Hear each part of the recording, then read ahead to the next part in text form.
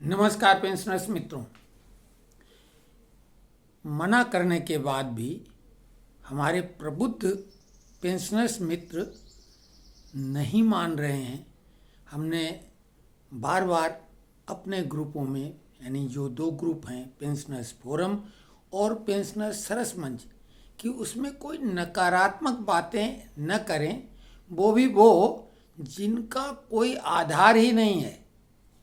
कोई चीज़ का विश्लेषण गलत ढंग से लोगों ने किया और अभी भी वो तिल का ताड़ बनाए जा रहे हैं। ऐसी बातें जो लोगों के मन मस्तिष्क पर बुरा प्रभाव डाल सकती हैं। उद्देश्य मात्र आप थोड़ा सा लाभ लेने की बात, जबकि इसमें वीडियो शेयर करने वालों को तो कोई लाभ ही नहीं होना है।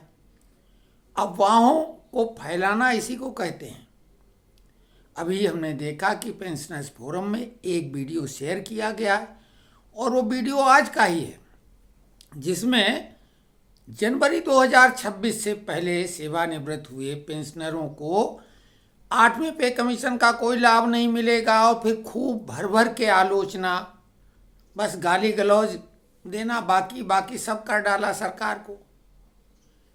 हमने आपको कम से कम 3 बार इस बात के लिए बताया कि पेंशनरों को, चाहे वो किसी भी पे कमीशन के हों, सभी को 8वें पे कमीशन का लाभ मिलेगा। और ये हम अपनी तरफ से नहीं बोल रहे हैं, ऐसा वित्त मंत्री ने कहा है। और वो लाभ बिल्कुल वैसे ही होगा जैसे पूर्व में पेंशनरों को मिलता रहा है। यानी जैसे कि 7वें पे कमीशन में फिटमेंट फैक्टर 2.57 था, उसी तरह का पेंशनरों का भी लाभ था और वही कर्मचारियों को। तो इस बार भी जो भी फिटमेंट फैक्टर होगा, जो कि अभी विश्वसनीय सूत्र बता रहे हैं कि 2.28 पर सहमति बन रही है। कम से कम हमारे जो श्रमिक नेता हैं वो 2.28 के लिए आशान्वित हैं, बहुत अच्छी बात है। और वो सरकारी कर्मचारी हों या पेंशनर, सभी को मिलेगा। और किसी भी जमाने के वो पेंशनर हों, उनको सबको वो लाभ मिलेगा ही। लेकिन इस तरह की खबर चलाने से एक तो ये अफवाह के दायरे में आती हैं, एक कायदे से अच्छी बात नहीं है। और अगर कोई ऐसी बात नकारात्मक है, लगता है कि ये तकलीफ दे, तो उनको आप जांचें, परखें, फैक्ट चेक करें, क्योंकि आप शेयर कर रहे हैं। वीडियो बनाने वाले की तो मंशा साफ तौर से है, या तो सरकार को बदनाम करना चाहता है, और साथ में इस तरह के वीडियो लोग देखते हैं, उनका फायदा होता है, उनको तो पैसे मिलते हैं उसके। और जो बहुत बढ़ा चढ़ा के भी खबरें चलाते हैं, ये मिलेगा वो मिलेगा, बल्ले बल्ले, खुशखबरी, हमने बार बार बोला, गिफ्ट, तो ये खबरें भी वही चलाते हैं जिससे लोग देखें और उनका फायदा हो। दोनों बातें अच्छी नहीं हैं, क्योंकि अगर किसी को आशा आपने दिला दी बढ़ा चढ़ा के और वो पूरी नहीं हो रही, तो तब तकलीफ होती है। और ऐसी खबरें जो नकारात्मक हैं, वो तत्काल असर करती हैं मन पे। भाई बुजुर्ग लोग हैं, कई लोगों की तो नींद उड़ जाएगी ऐसे में, तो ये बहुत ही गलत बात है।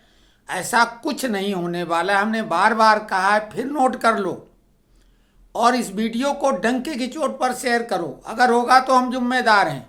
सरकार अगर ऐसा करेगी तो आप क्या चुपचाप बैठोगे पेंशनर लोगों?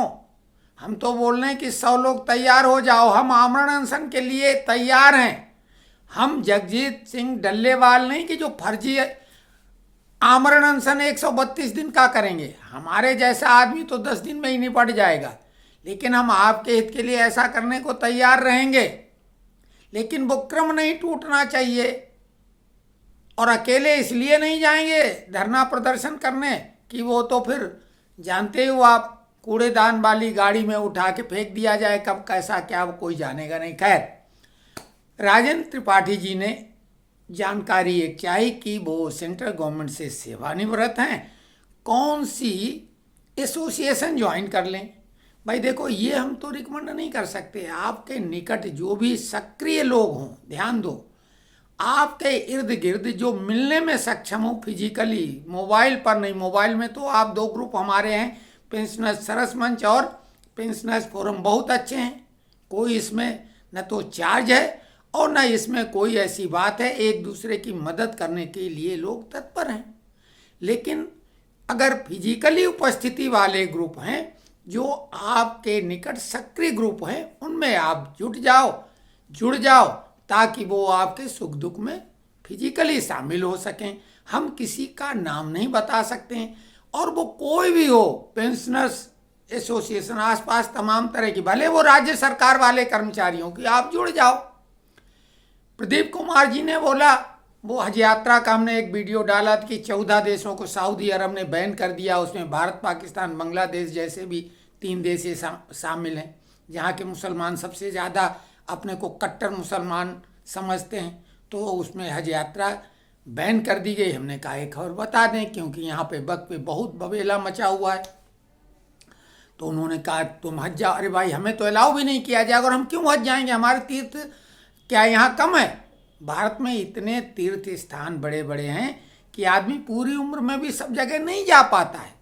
तो हमारे लिए यही पर्याप्त है और हम क्यों जाएंगे वहाँ जहाँ हमारे को अलाउ भी नहीं, और हमारे को वहाँ क्या लेना देना, हमारी पूजा पद्धति वो नहीं है।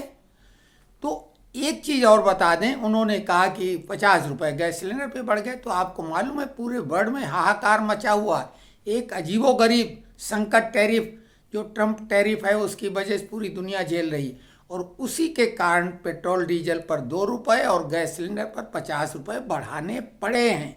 मजबूरी है सरकार की, क्योंकि इस समय जो है सितंबर महीने तक, अगर याद करो हमने बोला था कि हमारे जो भी पेंशनर्स मित्र हैं अपने पैसे को सहेज के रखें, 2025 में पैसे को डबल करने का अवसर मिलेगा फटाफट।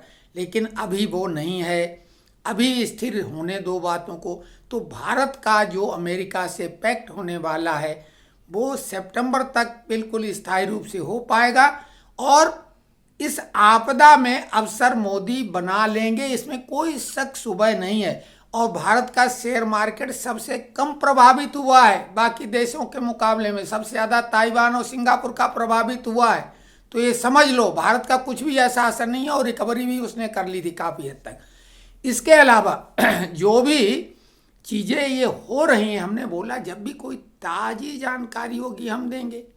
भाई 23 अप्रैल को जो बैठक होगी श्रमिक नेताओं की, उसके बाद कुछ चीज़ें साफ होना शुरू होंगी कि पे कमीशन की क्या तैयारी कर रहे हैं। जहाँ तक कम्यूटेशन का मुद्दा है, 18 महीने का डीए एरियर है, 5%, 5 साल में पेंशन वृद्धि का मामला है, फिक्स मेडिकल अलाउंस है, ये तो 23 तारीख को ही मामला सेटल कराना चाहिए इनको। नेशनल काउंसिल जैसी में ये सब मामले सेटल हो सकते हैं।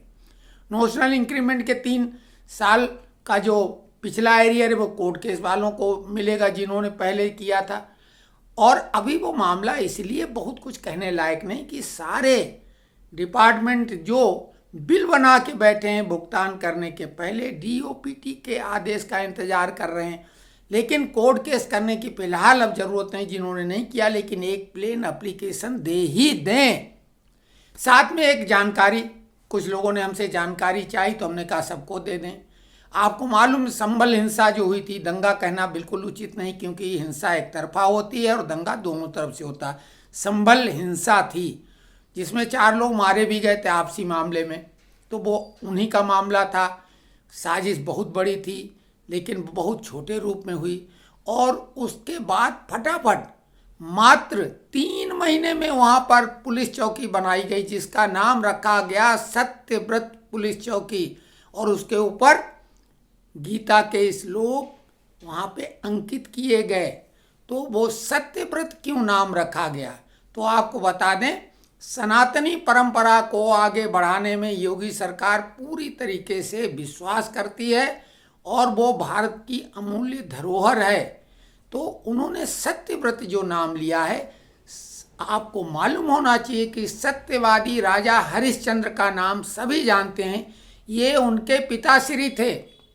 सत्यव्रत राजा हरिश्चंद्र के पिताजी थे और श्री राम जी जो भगवान हैं उनके ये पूर्व वंशज हैं, ये सब सूर्यवंशी हैं।